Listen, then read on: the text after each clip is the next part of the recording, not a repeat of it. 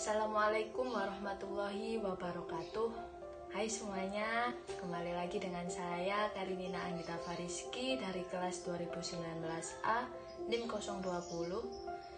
Mungkin dalam video ini Karinina mungkin lebih banyak menganalisis teori yang sudah saya jelaskan pada video sebelumnya, yaitu teori yang dikemukakan oleh Max Horkheimer dan Theodor W. Adorno. Dan mungkin Karinina bisa menjelaskan sedikit lagi teori yang dikemukakan oleh tokoh yang sudah Karinina sebutkan tadi. Dialectic of Enlightenment merupakan buku hasil kolaborasi karya Theodor W. Adorno dan Max Horkheimer. Buku ini menjadi salah satu masterpiece dalam disiplin ilmu sosial karena memiliki pengaruh cukup besar, terutama terhadap perkembangan teori-teori kritis.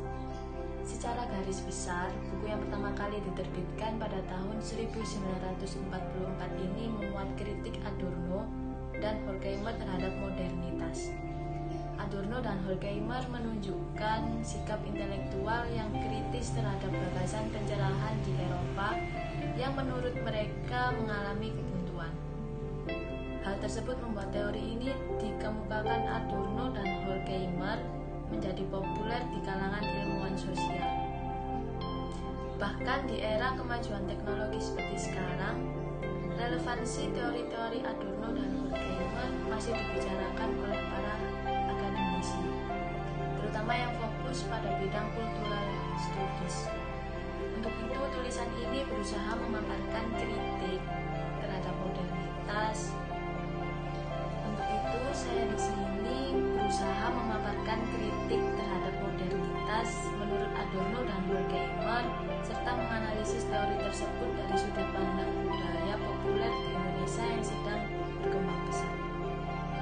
Dan menurut Kant, pencerahan merupakan pembebasan manusia dari ketidakdewasaan yang dibuatnya sendiri. Ketidakdewasaan adalah ketidakmampuan untuk mempergunakan pemikirannya sendiri karena terdapat otoritas di luar diri seperti tradisi, dogma agama, ataupun negara yang mempengaruhi. Dengan demikian, pencerahan harus dipahami sebagai suatu proses sekaligus kesadaran untuk mencapai kedewasaan dengan cara berani menggunakan rasio sendiri. Bagi Adorno dan Horkheimer, pencerahan pada tingkatan idealitasnya dapat diartikan sebagai kemajuan pemikiran yang ditujukan kepada manusia untuk membebaskan diri dari rasa takut yang membentuk mereka menjadi mandiri dalam pengetahuan. Sayangnya, pencerahan tidak berjalan sesuai dengan apa yang dicita-citakan. Adorno dan Horkheimer berargumen bahwa filsafat pencerahan telah perlahan menutup diri terhadap realitas luar dan makna yang terkandung di dalamnya. Alhasil, pencerahan yang semula dipandang sebagai kemajuan dari cara pandang mitologis telah bertransformasi menjadi mitos itu sendiri. Kemudian mitos itu pula yang menghasilkan penindasan dan penguasaan manusia yang satu terhadap yang lainnya. Secara ideologis, gagasan Adorno dan Horkheimer ini dipengaruhi oleh perspektif Karl Marx. Namun, mereka tidak serta-merta menerima perspektif Marx, melainkan juga mengajukan kritik yang lebih kompleks lagi. Jika Marx hanya memfokuskan pada ranah kapitalisme, Adorno dan Horkheimer mengkaji lebih banyak unsur-unsur di luar kapitalisme, seperti kesinambungan alam, kemanusiaan, dan teknologi. Mereka mengkritik dominasi filsafat Barat karena lebih mementingkan kemajuan teknologi dan rasionalisasi tanpa ada pihak yang mengatur seperti pemerintah dan dogma agama. Akibatnya muncul segresi kepemilikan sumber daya alam. Pihak yang berkuasa atau pemilik modal pada saat yang bersamaan tidak hanya mengambil alih kekuasaan terhadap alam, tetapi juga merendahkan martabat manusia. Pada sisi lain, Adorno dan Horkheimer tidak menafikan produktivitas ekonomi yang signifikan yang terjadi pada masa itu. Namun kemajuan ekonomi lantas tidak mengantarkan kondisi masyarakat dan pemilik modal yang equilibrium. Pada konteks permasalahan ini, equilibrium dimaknai sebagai suatu kondisi dua kelas, yaitu borjuis dan proletar, yang meskipun berbeda atau berlawanan tetap saling berpengaruh dan dapat bertahan dalam titik stabil. Kemajuan ekonomi justru memberi kesempatan kepada kelompok-kelompok sosial tertentu, yaitu kelompok borjuis, untuk mengendalikan keuntungan yang tidak proporsional atas seluruh penduduk. Sebagai hasilnya, individu menjadi sepenuhnya tidak berdaya menghadapi kekuasaan ekonomi itu. Manusia bukan lagi dipandang sebagai subjek, tetapi sebagai objek untuk mencapai tujuan-tujuan kapitalisme. Dalam kondisi tersebut, tentu saja pemilik modal lebih banyak diuntungkan dibandingkan penduduk lainnya. Adorno sengaja menggunakan konsep industri budaya supaya tidak bias dengan budaya yang secara spontan dan murni datang dari massa. Industri budaya sebagai industri telah memproyeksikan budaya melalui alat reproduksi mekanis untuk tujuan memelihara dominasi atas massa. Adorno dan Horkheimer kemudian mengembangkan diskusi tentang industri budaya yang merupakan sebutan untuk industrialisasi dan komersialisasi budaya di bawah hubungan produk kapitalis. Menurut mereka, industri budaya berkolerasi dengan anti pencerahan karena secara terselubung mengekang rasio manusia melalui instrumen modal dan teknologi. Jika tujuan utama pencerahan untuk membebaskan manusia dari mitos dan untuk menjamin kebebasan individu untuk berpikir, industri budaya hanya membawa manusia pada penindasan dan dominasi. Adorno berpendapat bahwa industri budaya mengakibatkan budaya dalam industri adalah komoditas paradoks yang melunturkan nilai-nilai seni. Budaya menjadi industri karena lebih mementingkan keuntungan besar daripada memilih untuk meminati. Meminati yang dimaksud adalah menikmati atau meminati nilai sebagai bentuk kritis dan kebebasan manusia. Seni telah menjadi komoditas dalam pasar yang berarti seni tidak lagi dipandang sebagai high culture tetapi low culture. Akibatnya nilai-nilai artistik seni direduksi sehingga menjadi komersial. Produksi budaya mengalami perubahan dari nilai-nilai guna menjadi nilai tukar, yang berarti semua produksi budaya hanya memiliki nilai sejauh itu bisa ditukar sesuai dalam dirinya sendiri. Konsep industri budaya yang diperkenalkan Adorno dan Horkheimer telah menjadi isu utama di tengah kemajuan teknologi seperti sekarang.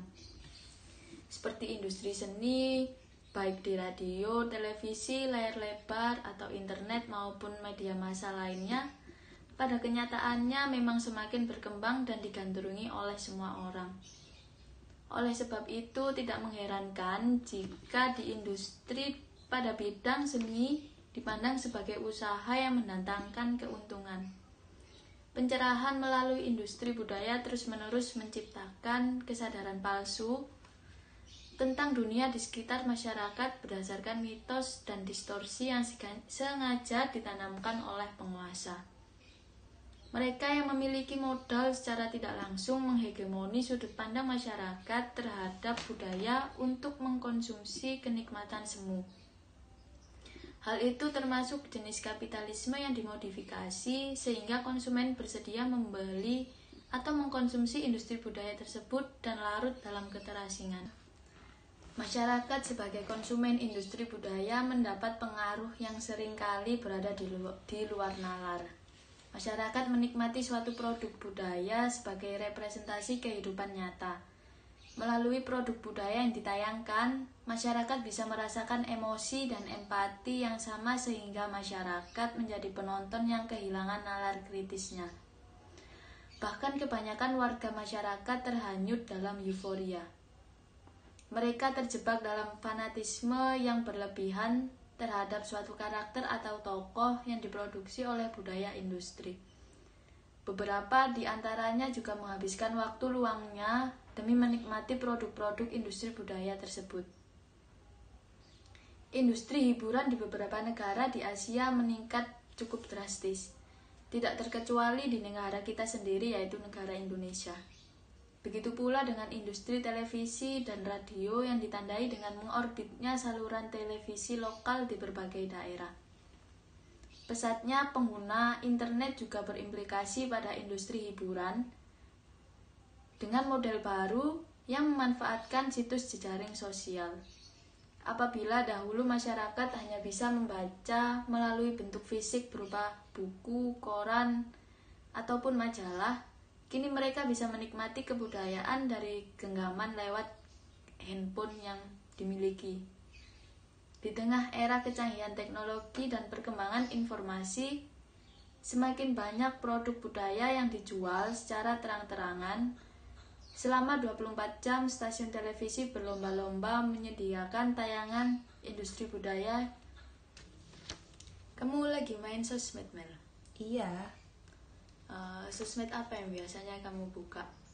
Atau yang kamu punya? Sosmed apa aja yang kamu punya?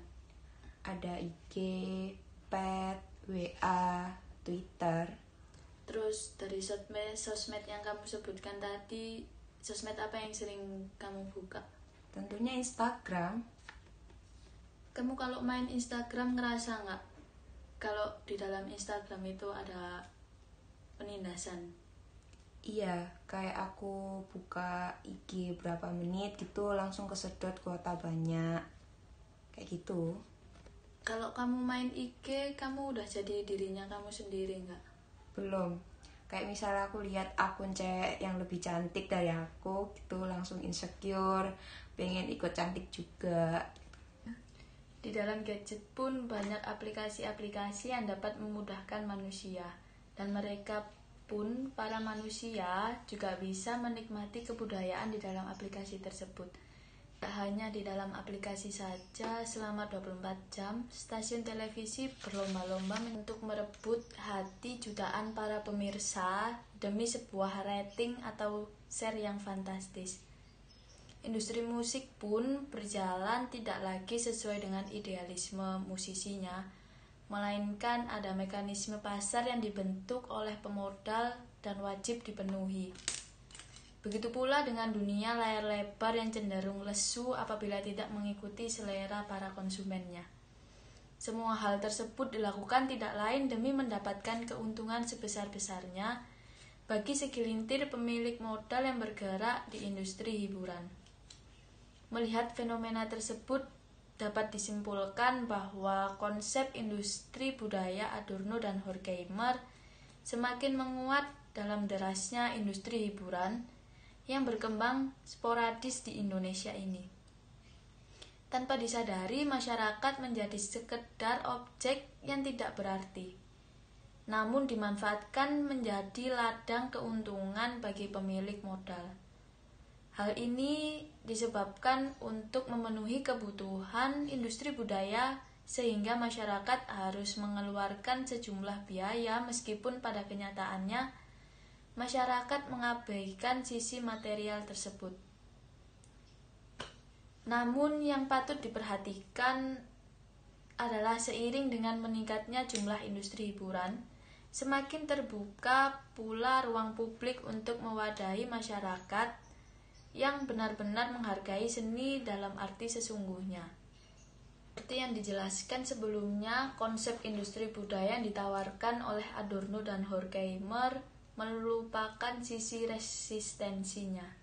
Pada masa kini yang disebut tahap kapitalisme lanjut, masyarakat cenderung tidak mau diperbudak oleh industri.